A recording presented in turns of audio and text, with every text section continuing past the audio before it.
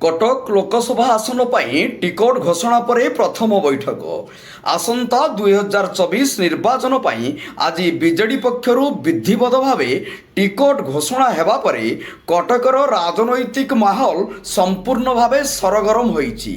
एही परिप्रेक्षी रे कटक लोकसभा और विधानसभा आसन पर टिकेट घोषणा परे होटेल प्रमोद ठारे समस्त विधानसभा प्रार्थी और लोकसभा प्रार्थी एवं शताधिक बीजेडी कर्मी को नहीं आरंभ होईची निर्वाचनी प्राक प्रस्तुति बैठक।